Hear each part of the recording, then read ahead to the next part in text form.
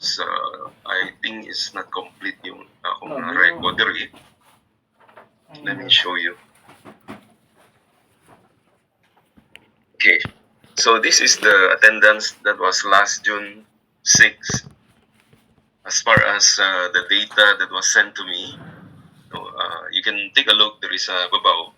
The attendance will be 30%, and then we have our midterm here, which is 30%, and then the finals will be 30%, and there will be an assignment, which will be 10% here. Do you have a copy? And I mean, do you have an answer? thus far, Not yet. ang last You week wait, nga you get your... nga na Can feel you... nga nahatag ang ngalan sa akon, aray si Pastor Mildred Uy, Rolly Bilaong, Jerry Ann Bibit, Louis Ann Faith Mulo, Christopher Diesto, Gerald Malayo, Philip Jules Cartagena, Kizea Milwell Uy, Guillermo Ligada, Lorely Ligada, Josephine Abilino, Edgardo Lavapies, Mary Grace Reyes, David Hilaire Ligada, Jesenel Gregory, Leslie Gregory, so James Lait the first, Mary Gail Lait,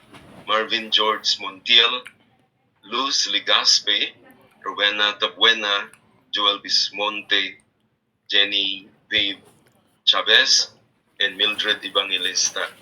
I'm sure may mga ibang siguro nga names nga wala di makiin. I'd like to request na siguro later on after the class, You don't have you Google. please kindly submit your Zoom. Where is your Zoom? names because There's no I Zoom. am ano ni you ginatangan did ko, not gina-record ko gid ang download. nag-attend. So that update that, including ang last week Included. na wala Dili diri. lang kita. So I think there are only 24 on my file. So I'm sure siguro may mga na-miss diri. So we will be requesting you kung sinong last week wala pa hatag sang name and including pagit ang subungan name. So that nga my record, my class record, attendance, and all the exams will be completed here. So I think I'm gonna request ko you send to me later. Now, we will start now with our study. Last week we have finished tatlo ka books, and if you can recall, we started with the timeline, and I would like to request na i-familiarize na kitang timeline, and there will be an assignment, one assignment lang that I'll be requesting for this course. I will let you know soon siguro. Isa lang yun, pero that will be worth 10%. It will be, again, still about the Old Testament. And the timeline is very important because that is the backbone of history. If there's no understanding of the timeline, we will have difficulty. Okay, panisibong because ari planta sa numbers. Pero pag-abot na karon sa mga chronicles is going to rumble up ang mga names, kagang mga books. So, get to know those be familiar with all those timeline. Pasunod din. In fact, maybe some of the exam will be ipasunuron siya siguro. That's one of the clue. Which come first? Ano nga book ang una? Ano nga book ang una? So today or tonight, we'll have the book of Numbers. From the overview of the book of Numbers, this is the fourth book of the Pentateuch. Pentateuch is the first 5 books, and actually Pentateuch is considered the complete Old and New before. Okay, once you have the first 5 books, it's already like an overview of the whole Bible. So that's why nga ginatawag siyang Pentateuch. And in fact, in the Bible school, there is really a subject called Pentateuch, and it will just focus on the 5 books because that will cover the entire Old Testament, actually, and including the New Testament also. It already gives an overview. Now, Numbers is the 4th book of the Pentateuch. It is categorized under historical books. And the very word numbers, in fact, based sa mga apol nga na balaan nga mga nagabasa sang like first time mo magbasa sa Bible, when the moment you start to read numbers, you will get discouraged. Because do puro na lang numero tanan. No? Do puro lang ngalan sa tao, tapos mga numero, and you get discouraged. Especially if you're the type of person nga allergic ka sa numbers. So you don't like to read the book of Numbers, and you want to skip, you want to go straight into the next book, which is Deuteronomy. But actually, Numbers plays a very important role in the Pentateuch or in the entire Bible. It is called Numbers because in this book, it records dua ka census. So here, there are two census that were done. The one is in Numbers chapter 1 to 4, and then another one is in Numbers chapter 26. So there are actually so many there are two census that were mentioned here throughout the book of Numbers. And the word numbers in Hebrew is actually the word bimidbar. We didn't write there, but ang translation niya sina is in the wilderness. In the wilderness. Because the book of Numbers is really talking about like yung palengke yung may nagagamit.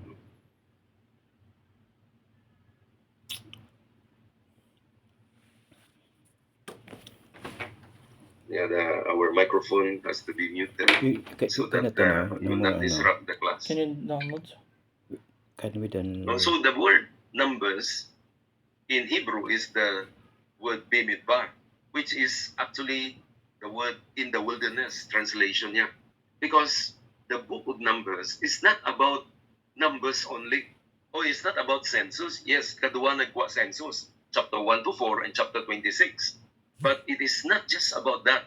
It is actually talking about the rebellion of the Israelites. They were in the desert and they roam around there. Since the time they left Egypt, imagine they were trying to come out of Egypt. The Israelites, the people of God, they wanted to come out of Egypt.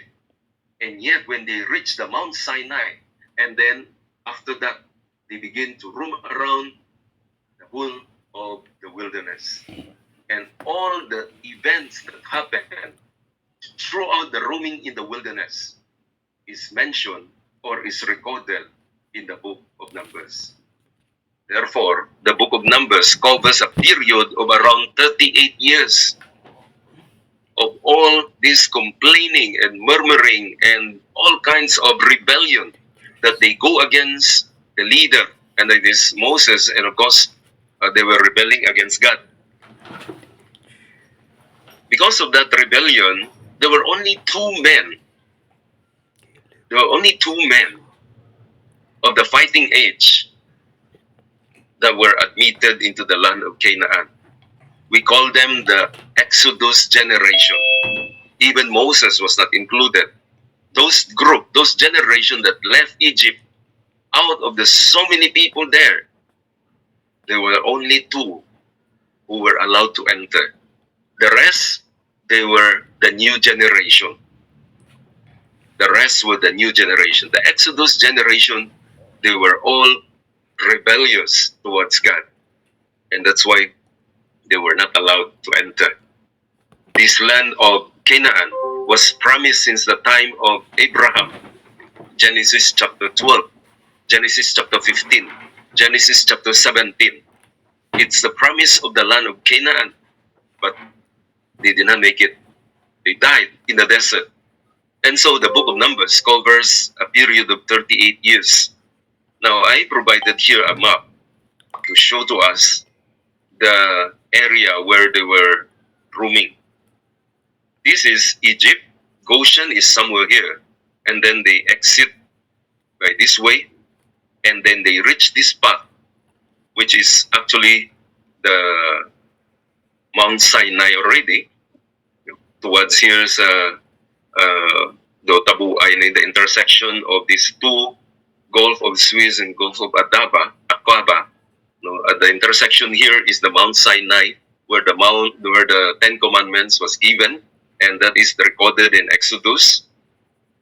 And then after that, from from Mount Sinai here, all the way to the borders of Canaan here, This is called the wilderness wandering. And all this wilderness wandering is recorded in this book. So from Mount Sinai all the way to the borders of Canaan here is recorded in this book. They tried to attempt to enter by way of Edom, and then they go, nag-agi sila sa Moab, pero they were rejected, and so they come back to Elat here, and then they move here, bypassing Edom, and then finally they entered the land of Canaan. They stopped over first at Mount Nebo here, or the plains of Nebo, and then there's a mountain there. They stayed here, and this is all recorded in the book of Deuteronomy. Okay. When they were here at Mount Nebo, the book of Deuteronomy was, the book of Deuteronomy records what happened here at Mount Nebo, and that's the book of Deuteronomy.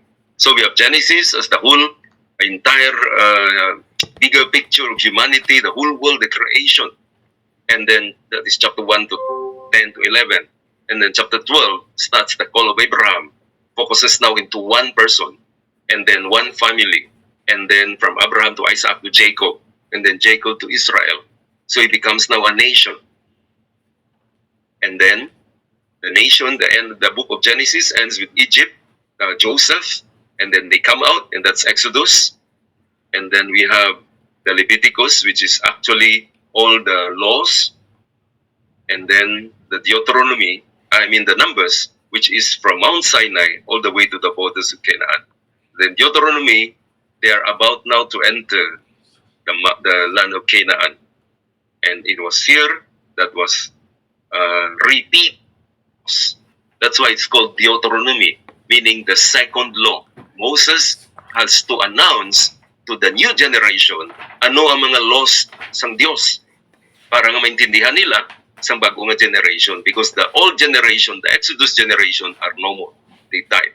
They were not allowed to enter the land of Canaan because of rebellion. Now, another thing here as an overview of Numbers, there is actually the placement of the tribes in the Israelite encampment.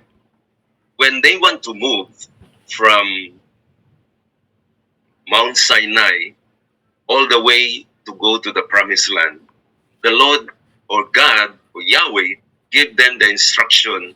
They cannot just do anything they want. They have to follow the procedure or the positioning, the order. So on the east is these four tribes, Judah, Issachar, Zebulun, and then to the north is Dan, Asher, Naphtali, and then to the south is the Reuben, Simeon, and Gad, and then to the west is Ephraim, Manasseh, and Benjamin.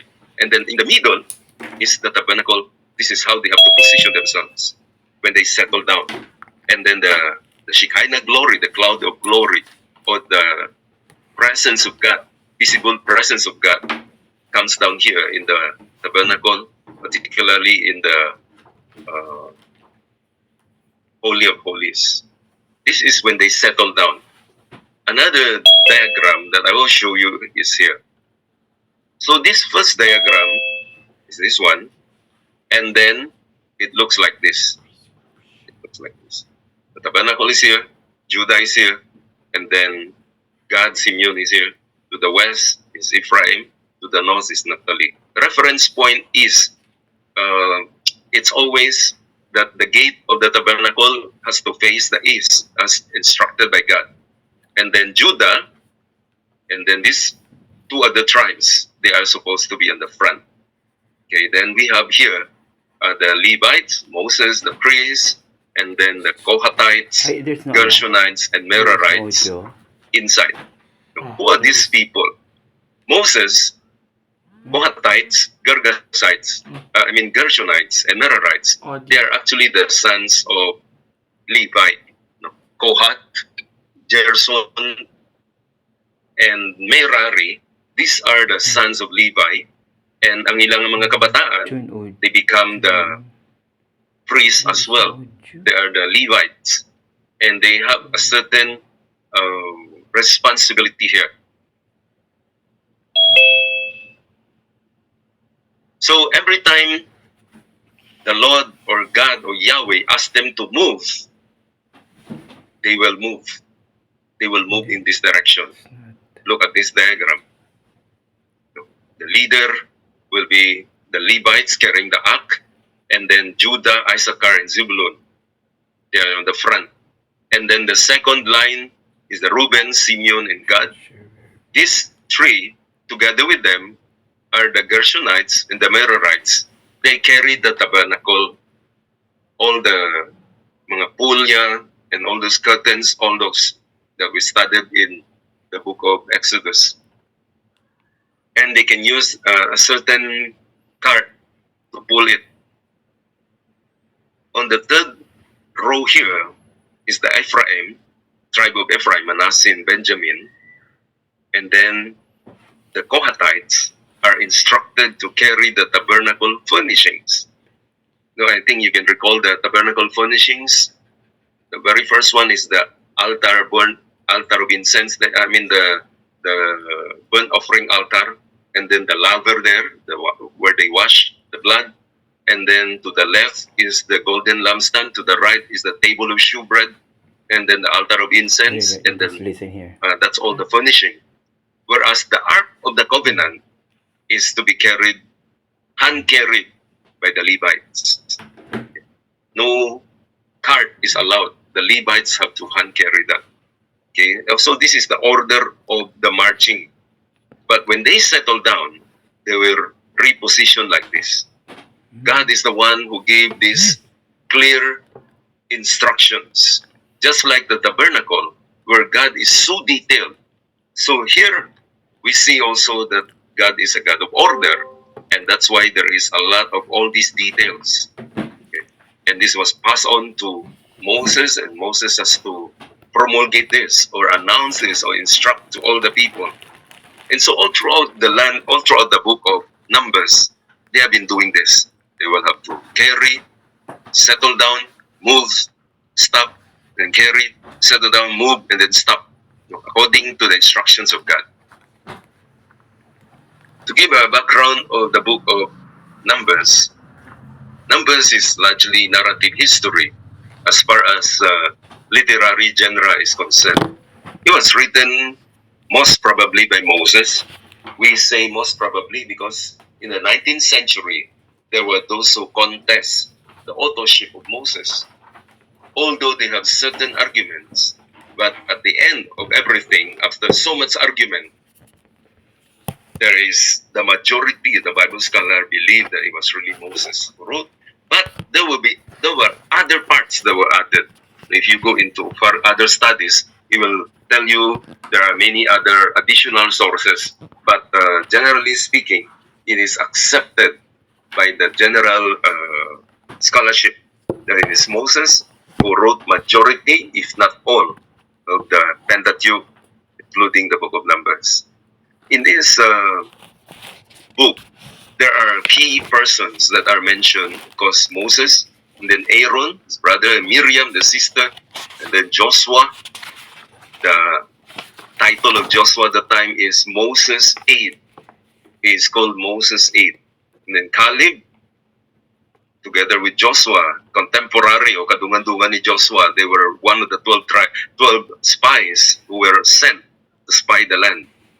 And then we have Eleazar, the son of the next high priest. And then Korah, also one of the belonging to the Levite tribe.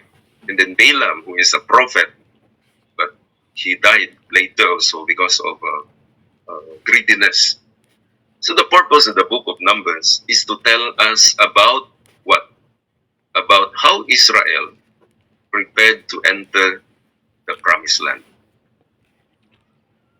There is that instruction of God. When you come into the promised land, you have to prepare.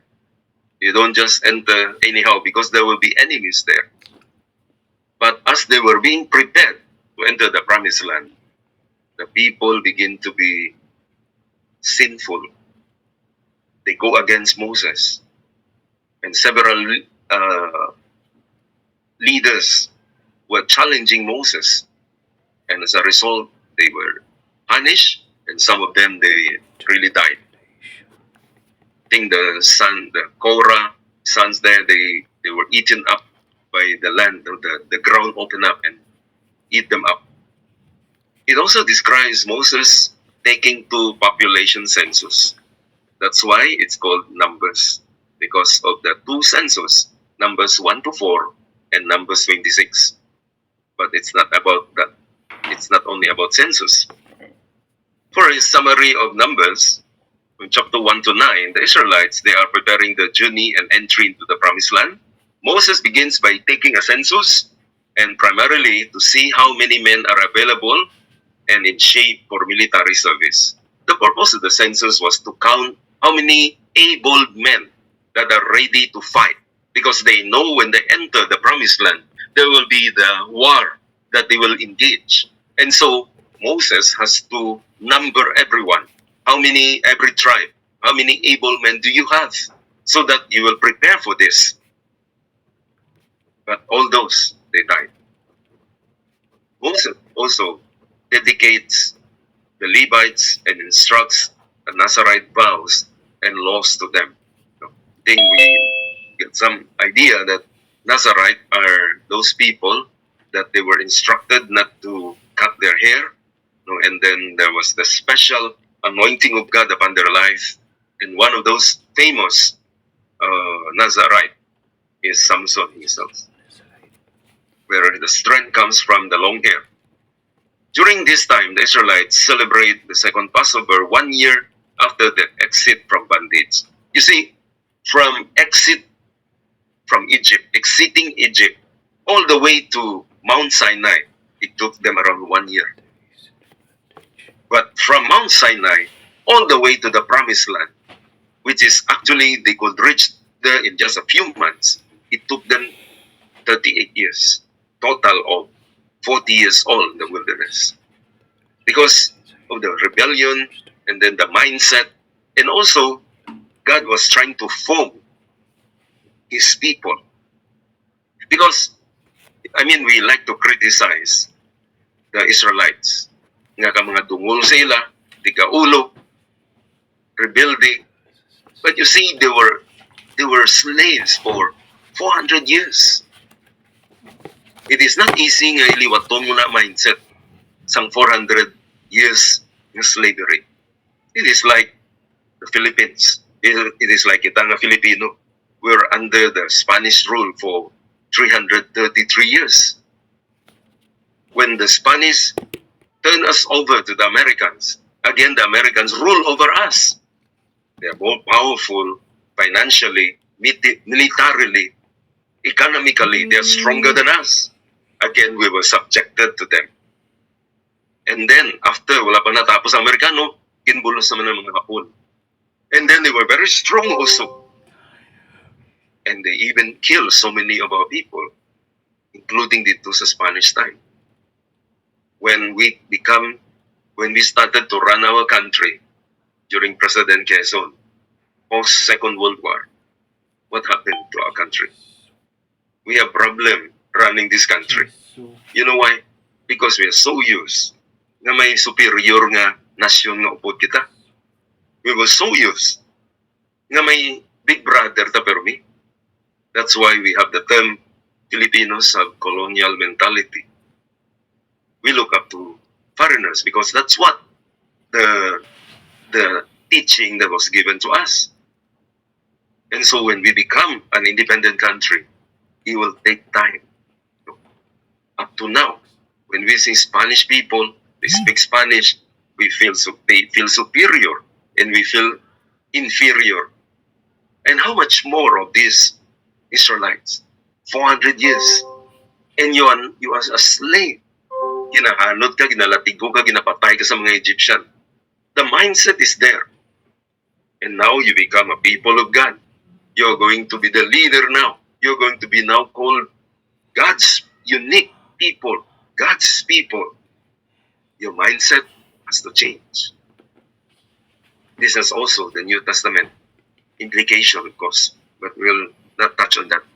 In chapter 10 to 12, the Israelites, they travel from the wilderness in Mount Sinai to approach the Promised Land. the people complain. Okay, one of the first complaint they have is the food. They were complaining of the food. They were complaining of the manna. They were complaining of the spices back in Egypt. They wanted meat. Gusto nila karne. And so God sent them quails. Quails. And then they were fed up again of manna. They were fed up of quails until greediness was there. And God was so angry. And not only that they have complaining, there were people who challenged God's leadership through Moses. We have Miriam and Aaron. They challenged Moses. They said, nga si God lang gambal sa imuhaw. Hindi siya magambal sa amon. Miriam was older than Moses. But you see, it was God who placed the leadership there. But when Miriam and Aaron, they tried to challenge, especially Miriam, the Bible records here in Numbers that Miriam became leprous. Natubuan sang aro si Miriam. And with that, they learn a lesson about whom God places in leadership. It is God who placed these people, no matter manghod sa imo or what. Chapter 13 to 19, we see severe punishment for disobedience and unfaithfulness to God. It was also this time that Moses sends out 12 spies. 12 spies to perform reconnaissance kung sa aton pa. Mang spy sila. They wanted to check the land. How is it? The 12 spies, they returned. Out of the 12, 10 of them reported negative. Only 2 said, that was very good. And we can conquer the land. The people, they were fearful of the occupants. Because truly, the Canaanites, they were big people. Lagko sila. And they were warriors. They were warlike. And so, the spies, they were afraid. And they brought this report. God punishes them. Because they were fearful. Because God has been repeating that I am with you. See, for this, God punishes them and sends them into the wilderness 40 years. Roam, meaning libot-libot ka muna sa wilderness. In the last chapters of Numbers, from chapter 20 to 36, the new generation of Israelites, they again attempt to enter the land. This time, they easily destroy 2 nations that confront them. And this is one character, Balak, who is a Moabite. He used a prophet. The name of the prophet is Balaam. And this Balaam was a false prophet. He tried to seduce the Israelites to distract them to worship Baal, which is idolatry. And that's against the commandment number 1. No other gods, no idolatry. It is a challenge to the command of God nga bago na natagto sa Mount Sinai. And because of the disobedience, the Bible records that 24,000 died, including Balaam. Before the book of Numbers ends, Moses again conducted a census, and this time, he passed the leadership to the new generation leader, and that's Joshua. Assumed the leadership. And Moses himself and the people, they were banned to enter because, again, of disobedience. So in this book of Numbers, actually, there are some concepts about God that we can learn. First of all, it talks about the Lord's presence. The Lord's presence was with them. Right from the time they left Egypt, God was with them. All the way. All the way. All the way to the end. Okay? All the way to the end. The Lord was with them. The Lord was following them. The Lord's presence. And not only the Lord's presence, the Lord's faithfulness from Egypt all the way here to the wilderness. All the way they come out later on. God was so faithful. what he said, he do it. Another thing we see about the Lord or Yahweh here, the Lord's patience. You see, God is a holy God. But God demonstrated His patience to the people here. In fact, I do not know whether you have watched a movie, ang karton lang bala, about Moses. And then the people, they will keep on complaining. You watch the movie, karton lang gani na. You will get irritated of people that are rebellious, especially the grumblers. Panakumut. You get irritated, even though cartoon show lang na. How much more of Moses being the leader? And then God, who is a holy God, He did everything. He was there from the beginning, from Egypt all the way. He was so faithful to His word. When He said the 10 plagues, there were 10 plagues. When He said the firstborn will die, the firstborn died. When He said the Red Sea will open, the Red Sea opened. When He said, I'm going to give you the promised land is there. The people really tested the patience of God. But God was patient. At the same time, the book of Numbers show to us God is a God of justice. There were thousands who died because God is a God of justice as well. He is a patient God, a loving God, a faithful God, but He is a God of justice. And when He executes justice, even the devil could not stop Him. And this is what is recorded here in the book of Numbers. Executing the justice of God, the ground just opened up and swallowed up thousands of people. They all died. And they were even not allowed to enter the promised land. This is a picture of a God of justice. That's why people question about hell. Is there really such a place called hell? Look at the book of Numbers. There are people who did not make it. Now, the basic outline of Numbers, Moses numbers the people, and then he gave the commands here concerning the priest and the tabernacle, and then the journey from Mount Sinai to Canaan, and then also the instruction about tabernacle. And then number 4, Israel or the people doubt about God, and they were prohibited. And then Israel wandered in the wilderness for 40 years, and then Moses prepared the people to enter the land, and he was not the one who entered. He was another generation. And we see here also succession planning. There's a lesson here on succession planning outlined in the book of Numbers. The key theme of Numbers is God's corrective discipline and continuing love.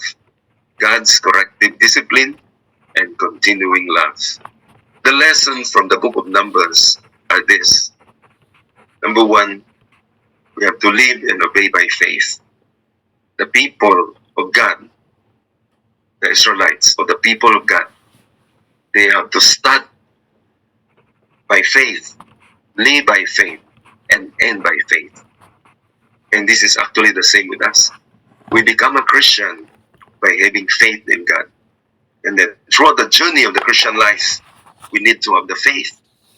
We will end this life by faith. Number 2, in the book of Numbers, it's also mentioned about authority, humility, rebellion in ministry. This is evident here, that God gives authority, but authority will be challenged always. And then the humility that Moses really exemplified here. And then the rebellion that happens, and it can also happen in the ministry.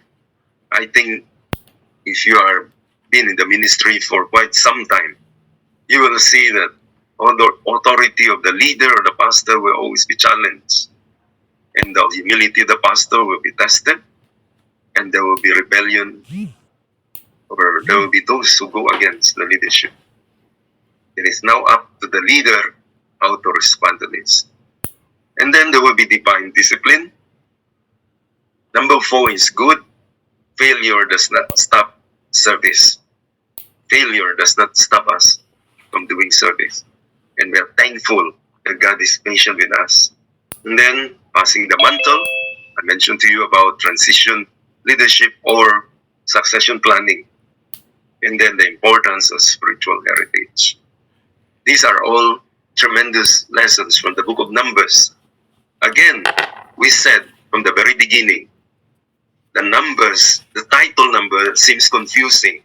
It started with all the census, but the book of Numbers is not about numbers only. There are tremendous leadership lessons here. Let's go to the book of Deuteronomy. The overview of the book of Deuteronomy. This is the last book, the fifth book. The Greek name is called the second law. Actually, the word Deutero means second, and Nomi means law. So it's the book of the second law, or the book of the second law, or the book where the law was announced for the second time. It was a repetition of what was announced in Exodus, Leviticus, and Numbers. It was given to the nation of Israel in the plains of Moab. Let's go back again to the diagram here. This is where the book of Deuteronomy was. It was in the plains of Moab here. They are now about to enter the land, It's Ammon. promised land.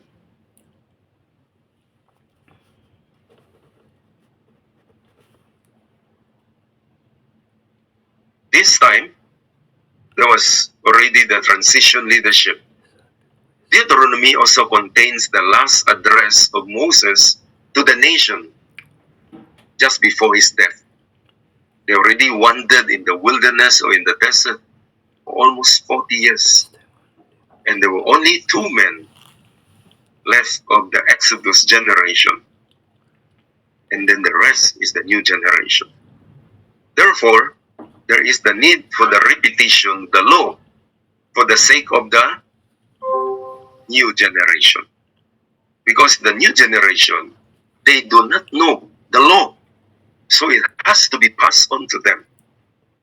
And this is also a lesson for us, that we who are older in the faith, it's our role also to pass to the next generation.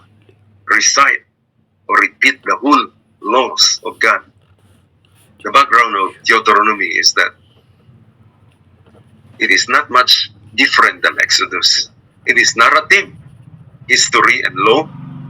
Although in Deuteronomy there is the song from Moses just after he commissioned Joshua. This song describes the history of the Israelites that they have experienced. So the song of Moses is very meaningful because it talks about what happened to them. It's like our Lupang Hinirang that talks about the oppression that happened to this country and how that we had to stand up ready to fight for this country. So it was about that, how the Israelites, they went through all the slavery and then how the Lord delivered them, and now they're ready to enter and experience a new experience, the promised land. Moses wrote Deuteronomy around this period, 1407, 1406. The key personalities are actually Moses and Joshua here. No, this only about these 2. And it talks about what God has done and what God expects them to do. It's always like that. What God has done is a look back and what God expects them to do. In fact, Deuteronomy chapter 6, verse 4, the Lord thy God is one. It's a repetition of the 10 Commandments, which is there is only one God. One God. No other gods before this God, Yahweh. And so, that is what God expects of them. A nation is being formed now and ready to show the rest of the world that they are now a new nation. And it is God who develop them. In the book of Deuteronomy, there are some social concerns which talks about who is this God. From all these major social concern, we see the nature of God. First of all, we have the personhood. God gives dignity to people. Everyone's person is to be secure. It doesn't matter who is the person. You have a dignity. Number two, false accusation, one of the 10 commandments. Everyone is to be protected against slandering and false accusation. Number three, there is a clear social laws that were given in protection for women. Women are not supposed to be taken advantage in society. Of course, the feminist movement brings this to the extreme. If you read the secular feminist movement, they wanted to overthrow the men. That is wrong. The Bible never elevated women to push men outside. No. It was elevating the women so that you see your dignity, that you are as equal and as good as the men. But don't push the men. That is the secular feminism. And then punishment. We see also here that punishment must not be excessive so that the culprit is dehumanized. You know, in the book of Deuteronomy, chapter 25, we see that ang punishment ng tao dapat equal lang sa iyang sala. For instance, nangawat lang siya karon sang isa ka pispis. Ang penalty ay hindi pareho dapat nga nangawat siya sang isa ka budiga nga pispis. Depende ang penalty according sa nahimuin nga sala. Otherwise, if you penalize the person beyond sa iyang sala, that is dehumanizing. Okay, doon hindi na siya tao. Dignity also. The right to be honored and safeguarded. And then inheritance. God makes sure kay gin-promise sa ila ang ining promised land, every tribe has its own inheritance. And so it is protected by law. And then property, it has to be secure. So we see here that people who said that God is a community God, that is very wrong. Because God honors ownership or proprietorship. Unlike communism, the statehood ownership. And also number 8, fruit of labor, Deuteronomy here. Everyone is to receive the fruit of their labor. And especially, it must be commensurate sa iyang labor. Number 8, the fruit of the ground. Everyone has to share the fruit of the ground. He is entitled whatever is the fruit of the particular ground where he owns it. He has all the right to enjoy the fruits. And then Sabbath, everyone, up to the humblest servant, including the foreigner, they have to practice a weekly Sabbath of rest. And then marriage, relationship is to be kept inviolable. Okay. Meaning, it must be upholded to the highest. You don't switch marriages. And then exploitation, no one, however disabled or powerless, is to be oppressed or exploited. Number 13, fair trial. There must be a fair trial that must be given to anybody, including those of the lower class. Social order. Every person's God-given place is to be honored. Dali lang yan. I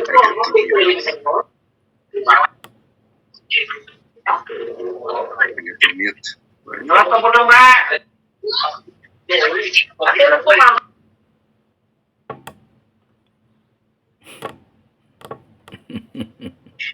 Okay, we are talking about social order here. Okay, now, in the book of the law, no one should be above the law, not even the king. God is really a good God. Later on, this was challenged. The king, he thought he is above the law. And that's where all the problem comes. When the king presumes because he's the king, he's above the law, that's where disorder comes to society. And I think up to now, there will be disorder in society if the leaders are above the law. The animals, concerned to the welfare of the creatures, is to be extended including the animal. In fact, there is a verse that the kindness of a person will be tested on how kind he is to his animals. So a summary of the book of Deuteronomy, chapter 1 to 4, is a review of the history and then the wandering in the wilderness. And then Moses challenged the people, obey God, because so many already were punished, so many were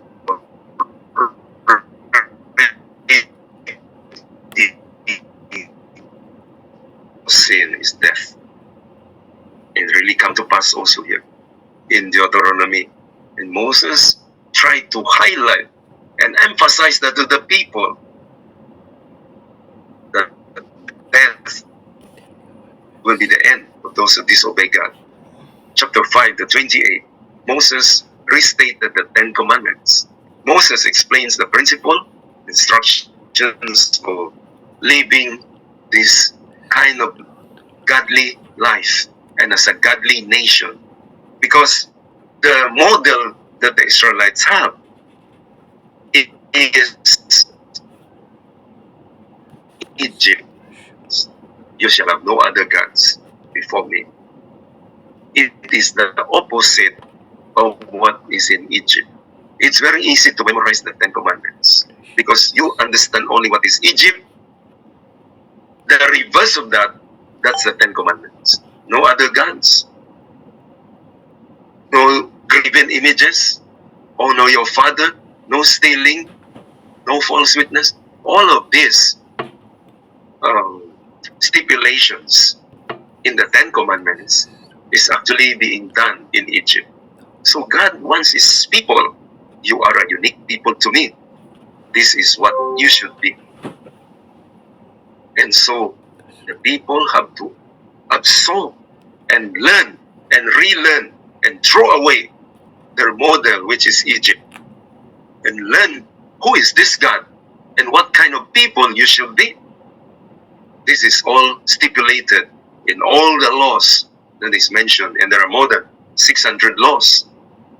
But the Ten Commandments is the main thing, and Jesus summed this up in the New Testament. There are only two. Love the Lord your God with all your heart, mind, soul, and strength, and love your neighbor. You do this, you do everything. This law includes how to love the Lord, the laws of worship, the laws regarding relationship. There were laws that were mentioning about divorce already as early as that.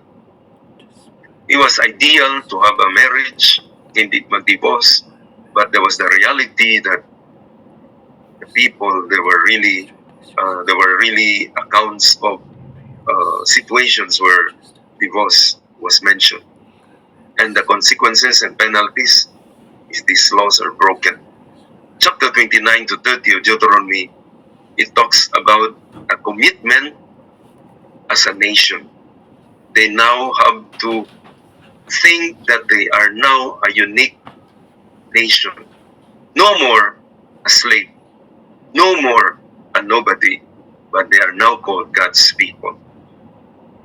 And they have to be separate. They have to be unique by itself. This consists not only knowing the many laws that God has commanded, but also obeying them. Because to know the law and to obey the law are two separate worlds. You may know the law, but you don't obey. So Moses emphasized, don't just know, but also obey the law. Because death will be the penalty or tremendous consequences. Finally, in Deuteronomy 31 to 34, we see here the first transition or change in leadership. Moses, all the way from Egypt, exit or exodus from Egypt, up to now in the wilderness, they are now going to have a new leader, and Moses commissioned him here in the book of Deuteronomy. And then Moses blesses the tribe, just like what Jacob did. He blessed his sons, and then God showed Moses the promised land. Okay. But Moses was not allowed because he disobeyed God by hitting the rock. When God said, speak to the rock, Moses, he was fed up. That's why he beat the rock. O ginlampusan niyang bato, where God said, hambala lang, speak only. But Moses was fed up and he hit the rock and he was disqualified. Moses, the servant of the Lord, dies in Mount Nebo. Okay, this is where Moses was buried.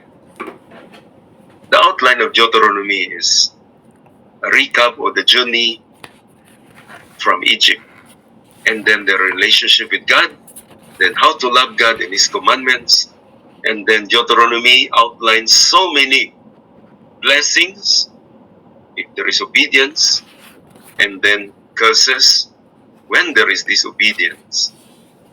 Especially you read chapter 27 to 30. All the blessings and all the curses are enumerated there. And then the death of Moses. The key theme of Deuteronomy is the second keeping of the law. From the book of Deuteronomy, we see here that God's word is life. Okay. From the very beginning, the Bible, Genesis said, and God said, that's the word of God. We see here that God's word is life.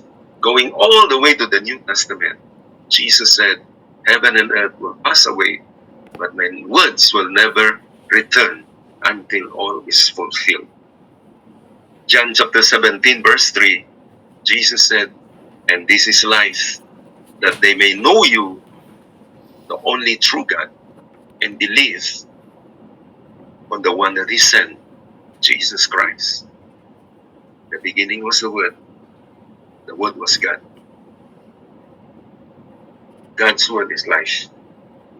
This is engraved into the minds and into the hearts of the Israelites.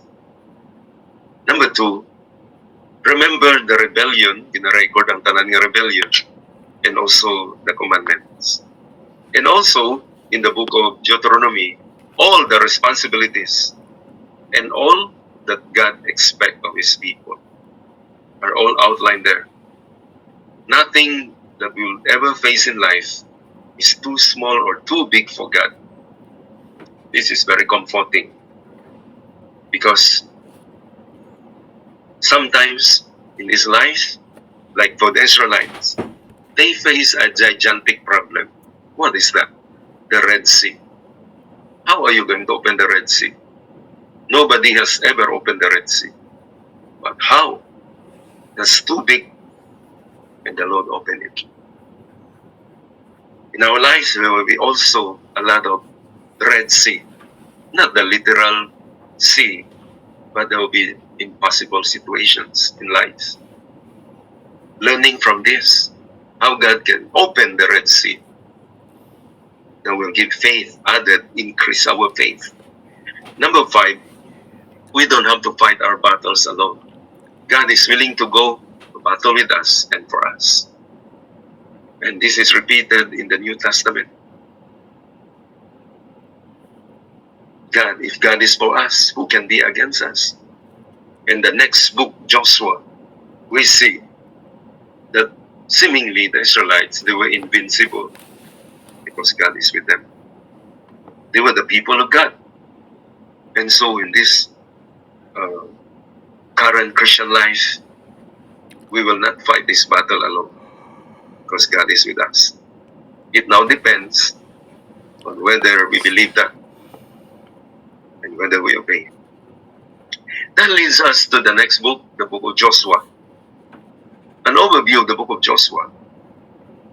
There is a book by Alan Redpath. Alan Redpath. And I was just 1, 2, 3 years Christian. I read that book. The title of the book is Victorious Christian Service. I do not know whether that book is still available. I lost that book. But in that book, it really specifies, gina-narrate niya, gina-compare niya the battles of the Israelites in the land of Canaan. And it really reflects to the battles that we have in the Christian life. But at the end of everything, the people of God, they were victorious. They will go through battles. There will go some failures or defeat because of disobedience. But in the end, they will still be victorious. And this is the message of Joshua. God has to select an able leader. Moses aid Joshua to take the lead and bring these people, new generation, into the promised land. The book outlines the conquest and the occupation of Israel under the leadership of Joshua, military leadership. God here explicitly states that all the inhabitants of the land, they have to be driven out, pagwaon gid sila, or they have to be destroyed in order to ensure spiritual purity and complete devotion to God by the Israelites. There were people who questioned this. They said this is genocide, wiping out the Canaanites. They are also human beings. Why did God ask them, get out or destroy them? People questioned this. They said this is genocide. But you see, we got to understand that God owns this world. And this land is His promised land to His people. And if He's the owner, He makes the decision. Number 2, this land occupied by the Canaanites before, they were doing so much wickedness that in the book of Leviticus, in Deuteronomy as well, it is mentioned there that because of their wickedness, the land vomited them out. Hasta ang lupa, hindi kagwantas ang wickedness nila. Tremendous wickedness. I think it's mentioned there. Bestiality, sex with animals, man with man, man having sexual relations with man, women with animals, and all kinds of worshipping other gods. It's like in our generation now, that there is so much wickedness. That's why there will be a judgment one day. And so the background of Joshua, the genre is narrative history, authored most likely by Joshua. Key personalities, we have Joshua, Rahab, Achan. Achan is one of those Israelites who kept and disobeyed the instruction of God. God said, do not take any spoil. Hindi manguha sa mga gamit sa taga Jericho, the first city they conquered. Do not take any spoil. Hindi manguha anything. Achan disobeyed and kept. Because of that, the next city, which is called Ai, not the artificial intelligence, but it's called Ai. Maybe the present AI gets the name from there. Not that AI gets the name from artificial intelligence. It is just the name of the town. the city, they were defeated at first. And God has to deal, Joshua as the leader has to deal with the sin. And the instruction was stone to death Achan and all his family. It was really so terrible. The judgment of God, stoned to death Achan. And then we have Phinehas and Eleazar. This book of Joshua was written to the Israelites to assure them that the living God will reward obedience. Again, obedience is emphasized just like in the book of Deuteronomy. It also records the entry and then how they conquered the land. Joshua as the leader, he really demonstrated his faith to God. He follows all the orders that is given to him by God. And he takes the leadership. Right at the very beginning, he was instructed to be strong and be courageous. You really have to be strong because you are instructed to stone to death Achan. If you are not strong enough, you're not going to do that. Chapters 1 to 4, on the summary of Joshua, talks about how they entered the promised land. And it was an amazing entry. When they arrived at the Jordan River, there was a lot of miraculous crossing. In fact, when they attacked the first city, Jericho, the Bible in Joshua records there that the walls of Jericho is double wall, and then a chariot could even cross over on top the double walls of Jericho. Meaning the damol katama, kaya pwede ka ni makaging ang chariot sa babaw, sa walls ng Jericho. So it was too thick. But then the instruction of God is, go around, they call that the Jericho march, and then blow the trumpet on the seventh time. And then the walls will all collapse to the inside. Everyone will die. The walls collapse to the inside, not to the outside. Kaya kung nag-collapse pagwa, patay ang tanang Israelites. And we got such thing that they just blow the trumpets, the walls will collapse. Do sobra pa sa bomba, sobra pa sa C4 na ginagamit sa mga US military. The walls collapse to the inside, everything died. And no spoil, wala gisla dapat kwaon dito. Again, Achan disobeyed, and that's why he died. In the book of Joshua, there was also another incredible story of a prostitute. Her name is Rahab. She's a prostitute, and yet she has that faith, and she helped the people of God. As a result, she became the ancestress of King David, which also the ancestress later on of Jesus Christ. So in the line of Jesus, there is a prostitute there, Rahab. Chapter 5 to 12, Joshua follows the order of God. And what is that? The very first place that Joshua has to conquer is attack on the center, or we call that the central campaign. Attack on the heart, attack on the center. And that's what Jericho is. After Jericho, attack Ai. After that, go south. And after that, go north. So we have here the fortress of Jericho. God alone will conquer this impossible achievement. As I mentioned, Ai is the next town. Ai is very small compared to Jericho. Jericho is well fortified, well defended. There are defense walls that is too thick, even chariots could cross. Ai is like a small city. Maybe it's like Metro Manila compared to 17 cities.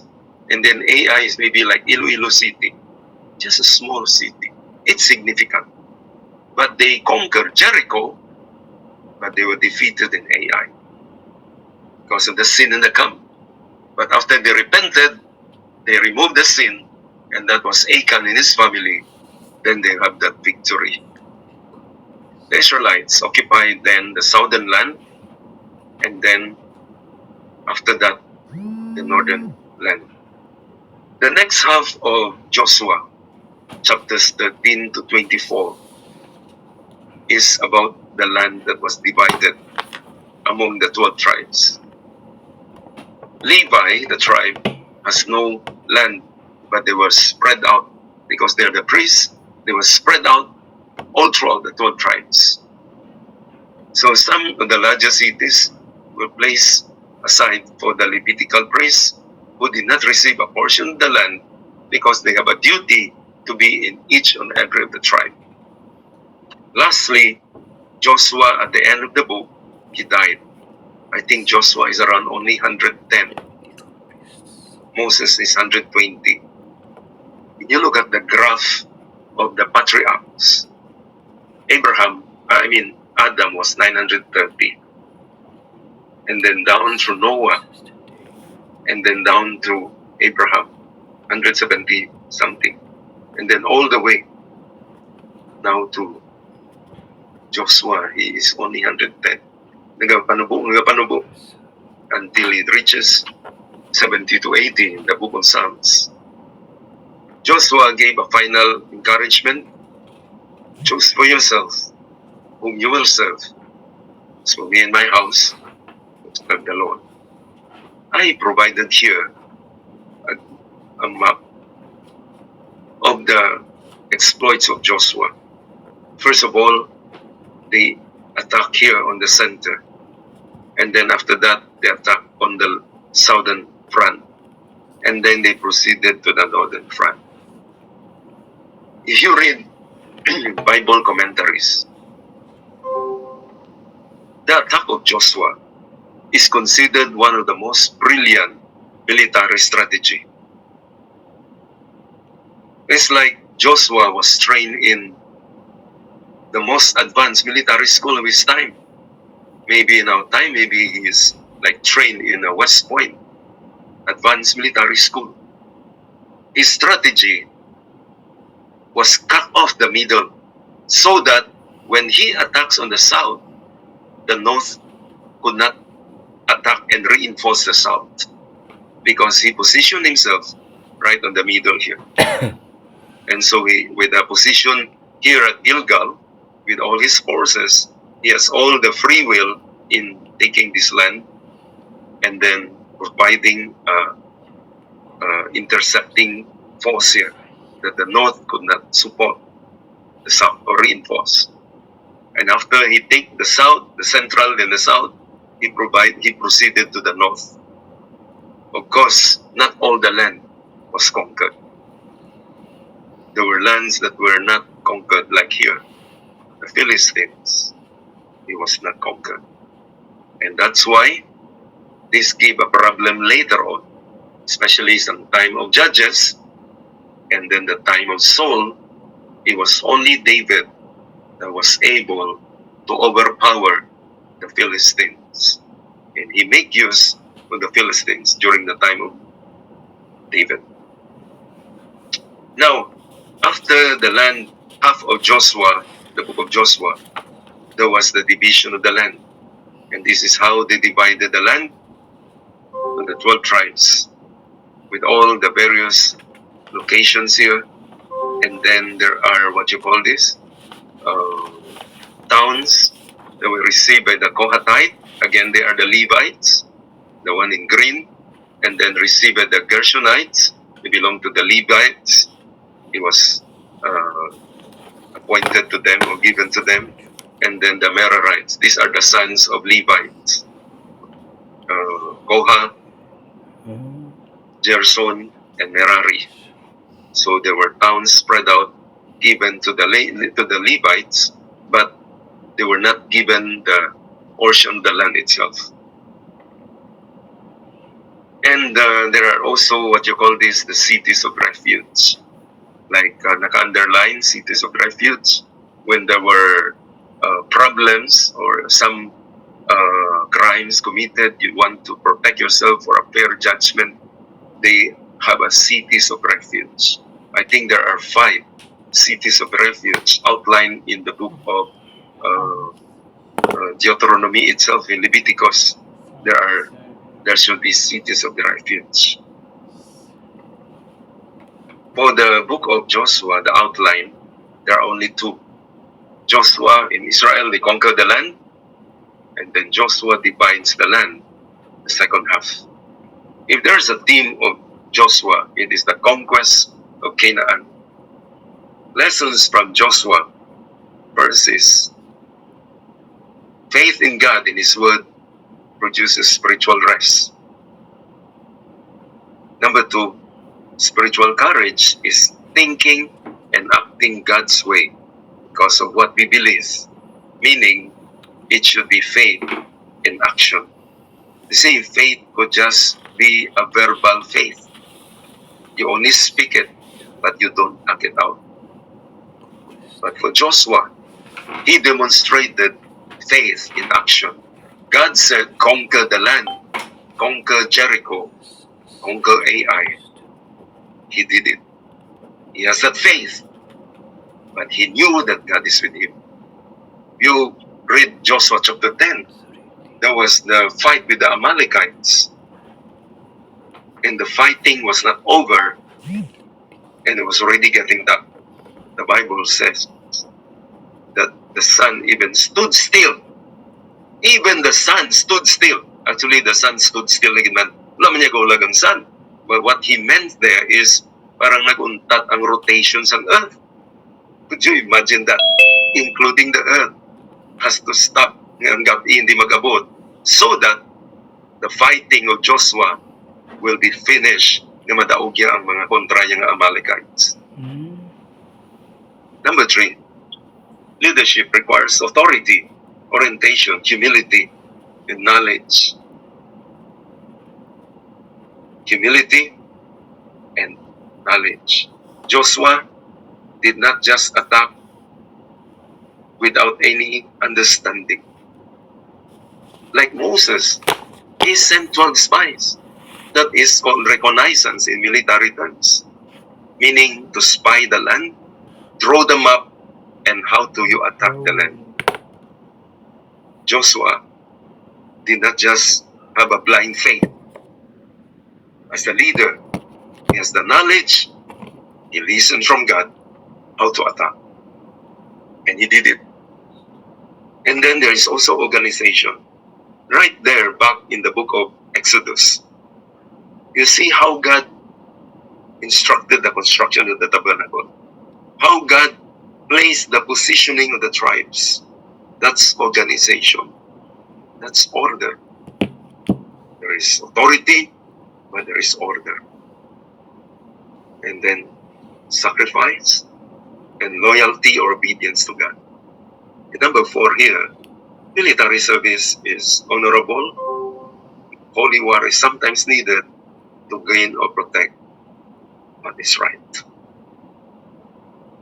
I think this is all about the lesson that we have today, starting from the book of Numbers all the way to Deuteronomy and then Joshua. I think I'm done. We reserve now if you have any clarification.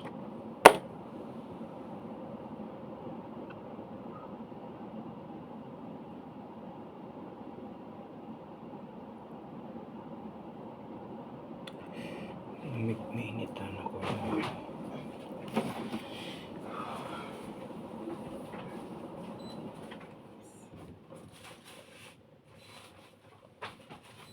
Why is holy?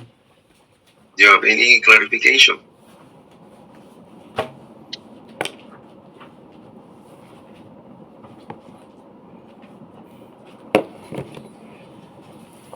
Or ara pa mo daw, basi tulog na mo tanan. Takes a while for the truth and the what do you call this? Whatever has been given to sink in. Sige po, Pastor Mildred. Lots of information. Yeah. Yeah, sige po. Yeah, you have to really go through it again. Mhm. But I think it causes it awakens in us that desire, to read it more and to understand even all of those little details that that took place during those times, and it just shows us how powerful our God is, and that the secret really of success is to be obedient. Yes. Yes, that's right. Follow the leader. To follow the leader who is following God. Yes, that's right. Follow That's a right. leader who's following God. that really is very, very. It brings us to where we should really be, and I really appreciate the truths that are being given to us. Being in a Zoom class is very challenging. Just by being in a Zoom class, Yes. when you're not quite sure if everybody's listening, if everybody is really concentrated, Yeah. and focused on what we need to learn. But I think it really depends on our own determination to know what God wants us to see in this book. I love Pentateuch. Those are the first 5 books, right? Yes, yes. Pentateuch. Mhm. I love those first 5 books of the Bible because it really introduces us to who God is, and you could never take God's authority and holiness for granted. After we have been taught about grace, about the love of God, there are some people who tend to believe that you can just do anything, because God is love after you are saved. But obviously, if you're going to look back at the Old Testament, you will find that God has a very, very strict, instruction. Iniisip ko nga while I'm listening, I said, Lord, ganyan ikaw ka-orderly. Yung bang very orderly, very, what do you call this? Yung bang talagang grabe ang ng Panginoon. I look at it and I say, what will heaven be like? What will heaven be like? With a God who is there, who organizes everything and puts everything in place. So I think it's really something to look forward to. Yeah. That will be one of the surprises in heaven one day. Maybe you'll be shocked how orderly is heaven. What? You will be shocked gaano ka-orderly ang langit. Oo nga. So, yeah. I mean, because as I continue to study the Word and as I look at the Scriptures, God really keeps His schedule. If He says sa ganyang panahon mangyayari talaga, maniwala man ang tao o hindi. Yes. Ako na iya ang nakita. That's why when He says He is really coming back, and that we are living in the times, in this season when God is reminding His church that He is really coming back, we have to really pay attention. Because when He said that He is going to send His Son, and He will be born of a virgin, I mean, you see all of those details fall in its place when people were not even expecting it anymore because it was prophesied a long time ago. Man, I mean, that's why we could not just set it aside and say maybe it's forgotten. Never, it has never been forgotten. We can know that there are some things that we must be alert to and pay attention to because God is serious. He is in serious business. And if we are with Him, we too must be in serious business ourselves. So, praise God. Yeah. Thank you, Pastora Mildred. Yeah. There is a question here, I think from Pastor Lori Ling, is that right? Why did God rebuke David when he numbered Israel while Moses numbered them? Okay, yeah. In the book of Numbers here, it was God who instructed Moses to number the people, to take a census, so that they are preparing for war. So it's like a logistical count. no, how many soldiers we have in order to fulfill the will of God, which is to conquer the promised land. In the book of Chronicles, which is David, actually, ining numbering ni David sa mga tao yan, that's in 1 Chronicles chapter 21, verse 1, if I'm not mistaken. No, in 1 Chronicles 21. You read there in 1 Chronicles 21, verse 1, the Bible says, it was Satan who provoked David to number his people. You see? So that is the difference. In the book of Numbers, it was God who instructed Moses to count. But in the book of, in David's time, he numbered his people. God was angry because it was Satan who influenced and provoked David, and he numbered his people. As a result, that's his obedience to God, and the Lord judged David for that. So it's an issue of obedience again. And I think part of that is, what shall I say? It's like when David numbered the people, there was the tendency to say, wow, kayang-kaya namin to. Kasi malalakas talaga kami, yung ganyan, di ba? And, Right. or it can be also the opposite. Like, naku, matatalo kami nito kasi ganito lang ang bilang ng tao namin, di ba? So, yung mga effect ng mga ginagawa, which is not in accordance to God's instruction. Pagka talagang lumabas ka sa instruction ng Panginoon, delikado ka talaga. Yan ang talagang ibig sabihin nun. That's right. No. Yeah. Praise God. No. So I hope we only studied 3 books, no, but it seems that there are so many things. Yeah. Why are the rest so quiet? Hello? Did you go to Hello? sleep? Sino Hello, ba? hello? Ako ulit. Go ahead. Sino ba ito? Si Pastor Oh. Rolly? Sino? Master Ronnie ata. Sige ba, Mayong Pastor? mayong gabi gid pastor. Mayong Just a gabi. refreshing naman ato topic. So, mamangkot lang ko tani. Sige, Pastor.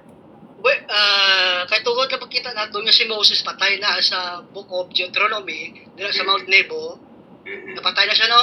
Yes. Why nga nakasulat pa siya sa Book of Job? Because the author of Book of Job is Moses. Nga nakasulat siya. Kung patay na siya sa silangatan, because the setup of the Book of Job, the events of the book seem to be set at the time of the patriarchs, which Abraham, Isaac, and Jacob. Ang setting sila isang book nila is the patriarcha pa to. So, ang author sila, amo si Moses, so nga nakasulat siya sa Book of Job, kay patay na siya dito sa Mount Nebo, sa Book of Deuteronomy. Yeah. I think that will be the same also sa questions in Genesis. Di ba? No? Kaya in Genesis, wala pa na tao si Moses, ara ng Genesis, di ba? So that will also be similar to the question. No? Paano ni Moses masulat ng Genesis nga wala pa man siya na tao? No? So the same thing in Book of Job. Although, the Book of Job, we will touch on that, no? Whether sino gid wala ang most probable ng authors ng Job. No? So let's just answer the assumption of nga paano ginsulat ni Moses ang Job. Do pero man nga paano ginsulat ni Moses ang Genesis. That's why siling ko sa very beginning sa atong klase, there were 18th and 19th century, there was already the challenge whether who wrote the book, whether Moses is really the author of the Pentateuch. If you study these documents or this challenge, they said there were 4 more documents yung ginbasihan. They call it Document J, Document E, Document D, and Document M yata. 4 na documents ang ginbasihan. And then they sum it up everything. And then they also include bagit si Moses. It also, ang ending niya gyapon nga is still very strong nga daw si Moses gyapon na nagsulat. Pero may mga nagdugang lang, no, nga mga documents.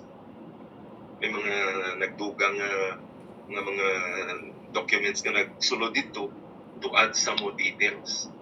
For instance, like even there sa I think one of the book I think in the Exodus, no? Nagsiling dira nga Moses is the most humble man, di ba? No? So kung Moses siya man nagsulat, kag silingon niya man kagalingon niya, Moses is the most humble man, isn't hindi na siya jakto. No? Siling ko, ako masulat sa libro, kag siling ko, I'm the most humble man. No? So that is really contradictory. So meaning to say, may mga nag-add sinada, may nagdugang sina. That's why ang ato nga mga scholars nga nagatuon gid sini, no, actually separate gid siya nga study nga higher study gid siya nga baw ginabato-bato gid nila ang tanan-tanan nga mga we call this biblical criticism siya nga subject. No, gina-criticize gid ang kada verse by verse sa tanan. No, higher biblical criticism siya nga subject. No, ginatudlo siya sa mga doctorate level na higher focus kasama. No, ginatanaw nila nga may mga nag-add sinada. Pero generally speaking, gina-accept na very strong gyapon ng evidence that Moses is the one who wrote these books. So, Okay, thank you. Thank you, Pastor. general scholarship still accepts that Moses is the one. So, kung paano yan ito Thank you, nasulat, Pastor. paano ito nasulat ang mga bagay nga wala pa. It must be by divine revelation. Yeah, that's what I... Pariman, Pastor Rolly, pariman ang mga bagay nga wala pa na tabok, wala pa ano masulat. For instance, I give you the case. Si Daniel, no? Daniel, wala pa na tabok. Daniel, Oo, Babylonian Empire plan to, di ba? Pero nahambal yan na nga may nahambal yan na nga may Persian, nahambal yan na may Greek. Kagabali pa, ang hininga empire nga Greek is going to be very fast. Tama ka, quick lang nga empire, kag mapatay ko ng leader, mas split ang kingdom into 4. Di ba? And that exactly happens ang time ni Alexander the Great, pagkapatay, divided ang kingdom into 4 generals. Like si Marcos, Cassander, Ptolemy, and Seleucus. 4 ka general niya. And then after Alexander, sila niya may Roman Empire. After that, all the way until revived Roman Empire. Hasta na sa Antichrist, nakita na ni Daniel. How could it happen? So, wala pa man natabo. We call that divine revelation. So the same thing also. Yung mga bagay nga wala pa siya natao, pero reverse naman ang mga bagay nga natabo, pwede mapahayag sang Diyos. Sa isa ka tao, gusto yun ay ipasulat. Pareho man nga ang mga bagay nga wala pa natabo, pwede gid mapahayag, or we call that revelation sa mga tao para mabalance ang tao ang matabo, or ipahayag sa mga tao ang mga bagay nga natabo. Okay? So I hope that helps, Pastor Rolly. Yes, thank you, Pastor. Probably ang book of Job is the oldest book, you know. Most likely. Oh, yes. So, Pero wala na kita nag-confirm, no? You know, the more ka ba lang nagatuon pala sa mga muni, doon di ka mag-confirm, giblan mo, na sawit-sawit siya. No, may nagasugpon ka. okay. Oo, kaya siya daw, hindi pareho ang view sa mga scholars, no? Hindi pareho sila view. It means daw, kasama nila yung bal is approximately. When you say approximately, it means it is not lugit nga mo ginang punto nila. Bulubanta, lang nila bulubanta. So approximately it means amo na ko sa ako yung study ko yang gusto ko mga pamangkot ko para maibaluan ko ang amuni ba lang nagakatabo. Ano sa biblical view ta? Yes. Salamat gid sa mga ideya nga nagdugang naman Yes. Thank you, It's very good. Pastor. Thank you, Pastor Rolly. No? It's very good. No, hindi ko malibatan ng bali Confucius. No? Sila niya, a man who asks will look like a fool for a moment, but a man who never asks will be a fool for life. A man who never asks will be a fool for life.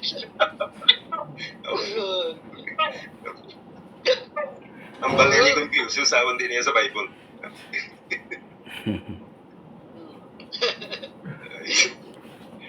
Yeah, it's good, Pastor Rolly. No, because actually, ang mga tao may encounter ta sa kalibutan, no, mga pilosopo, they will have all kinds of nonsensical. That's why kita, may parang taman. Kung hindi kita sigurado sa sapat, hindi man kita mag-dogmatic. No, kay hindi. Mismong scholar ka, hindi ka sigurado, tapos sigurado ka. So, sobra ka pa sa scholar. Sakto gina. Thank you. Okay. Any more? By the way, remind ko lang gali ha, ang atong attendance pala. No, after class, please send us your attendance no per section lang. No, because gina-update ko ang atong nga file. No, parang updated siya. Pati ang mga attendance plus ang mga exams na I have my records, everything. No? So, any more question? Kung wala,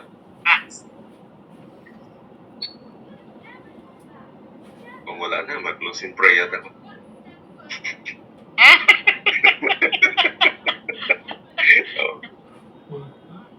Sa Jesus Full Gospel Mission, no? I see in the screen, no? You're so damo ka mo dagali, no?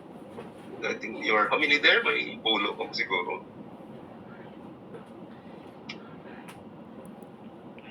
They have to gather together for para may klaro sila nga So din sila gatanaw, anong screen yung TV na siya? TV git or computer lang? Gigabit ba?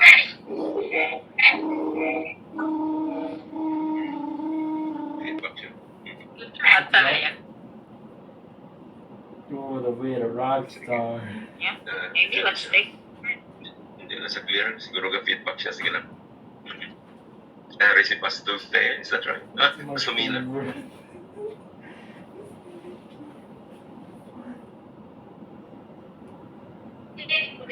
Good evening, 13 kami tanan kabilog. Wow. Doon mo comment ni Pastor. Akon bala mga upod, willing gid bala mamati sa mga interaction mo. Kay willing gid sila makatuon kag pero hindi na bula kadasig mag-catch up sa English. Kasi pwede naman lang ma-down nato ko buling tanan ka magilunggo lang bala. Para makuha man nila tanan ito luluoy man nga willing magtuon, willing magintindi, willing man magarang pero hindi na bula kadasig mag-catch up pala. So, pwede nun, like sa maski sa interaction na lang, pwede ta ka ilunggo lang, may chindihan, may lamas ka paano. Yeah. Pero sa notes na guro, hindi ko kaya magilunggo na. Surrender ko. Okay lang, basta natin sa notes, mananamot talaga ba sa ilaliwat. Sa notes, pwede namot stay liwat kamay. Pero ang interaction, pwede ka namin, tanay pamatian, din mo. No, makatuon, din pala, paano. Sige. Yeah. Oo. Anong ginagamit niyo? Laptop niya o TV screen? Laptop, kag TV screen to ang laptop diri kag naka-monitor kami sa Okay. You got a smart TV ginagamit niyo? Love. Yeah. Sige. Ilonggohon mo, Pastor Mila? Ilonggohon tabi, anong tawag sa smart TV sa Ilonggo na? Matalang ay alam na Go. Maalam niya TV. alam na TV. Kung hindi man tanan-tanan niya, kilungkit sa masyado. Pero nang doon tanan bala makasulod. Okay.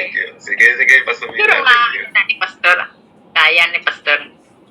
Pastor, may ara ako nga na-notice. I'm looking at the calendar. We meet on Thursdays, right? Now, I think on the 27th, I am not very sure because we're supposed to have a WM convention sa district. June 27. Yes, that's 25, 26, 27. Although, I think we will be on our way home sina. Pero I am not sure if everybody will be able to attend the class. It just occurred to me, na talupangdan ko lang samtang nagatulog, plus kalendaryo, kaina. Ay, hala, 27, kasi hindi kami nag-attend class. Yeah, oo, no? Mm-mm. Pero, ano kayang I don't may know sinabi? Oo, pwede, Yeah, what are we gonna do about that? 28, abi, Friday sa gabi, may appointment ako sina. So, kung pwede siguro, either Friday sang aga, kung okay lang sa inyo. 28 sang aga, kung available ka. No problem sa akon. Siguro ari na ko na sa balay. Ang iban ba ikong kabalo kung ano, I'm just speaking for myself. Mm. So, either, kahit 25, 26, 27, alanganin git. So, most likely, dapat 28 git siya. So, 28 siya sang either aga, isa hapon, alanganin kami. Pastor mo.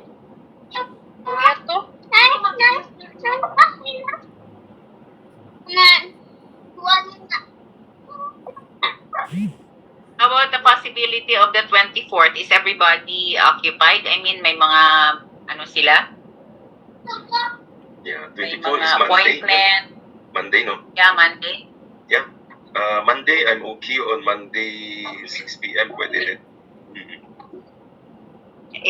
If it's okay with everybody, mas maayo pa siguro mag-Monday. Kay 25 na, matravel na kami sinapakadto sa clan. Yeah. If it's okay with everyone, Monday na siya. Siguro ano na lang, post na lang sa GC, no? Kung ano, Sige. Mhm. para mabalas. Excuse me. Sige, Pastor Mila. Tapos naman natin sa pastor, na pwede naka-out kami yan. Kaya iba naman pa sa Carles. Ayo, sige. Mag-group photo lang tanay, Pastor. Oo. Pwede taga-group photo. No. Siguro mag-group photo, we will on our camera. Pwede.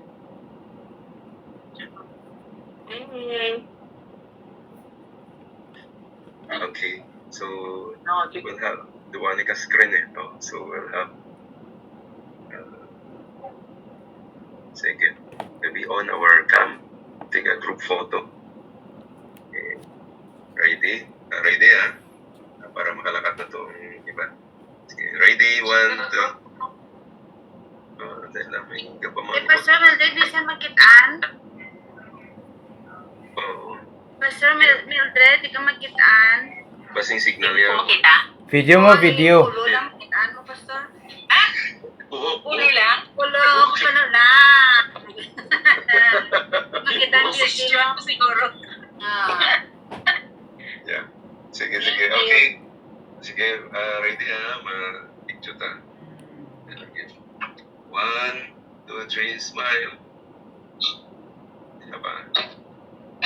Another picture mo kay duwali ka pwede kay go. Okay, 1 more. Okay.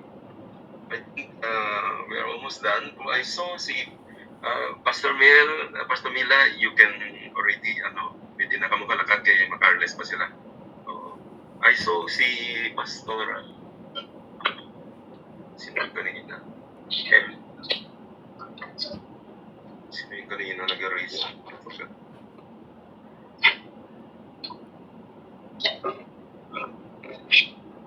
Okay, so wala naman.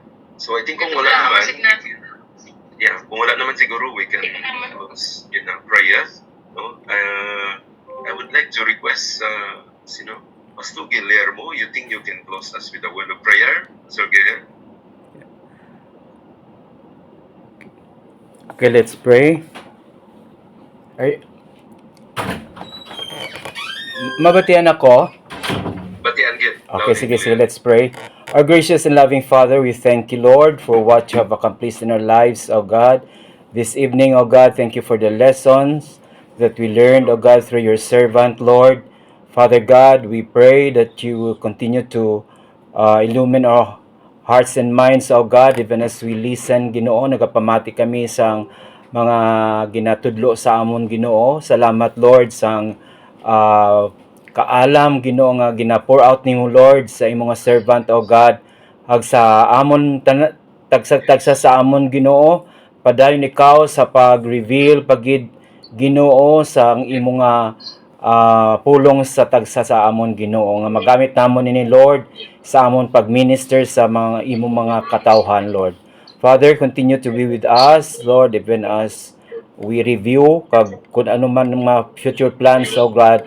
Lord, padayon ikaw sa pag-arrange sa tanan-tanan, Ginoo, kag bisan pa, Lord, continue to motivate each one of us, Lord, ining 40 plus nga mga nakalista, Ginoo, nga mga estudyante nga kabay pa, Ginoo, nga mangin religiously, mangin ara kami pirmi, Ginoo, sa sining klase, Lord. Thank you, Father. We entrust to you everything and we honor you for what you have accomplished in our lives this evening in Jesus' name. Amen. Amen. Thank you so much. Good evening to everyone and God bless you. Blessings. God bless. Thank you so much. Thank you po. Thank you. Bye. Thank God bless. you. Thank you so much. Thank you. Pastor, thank you. Good night. God bless. See you next week. Good night. Good night. Good night. God bless everyone.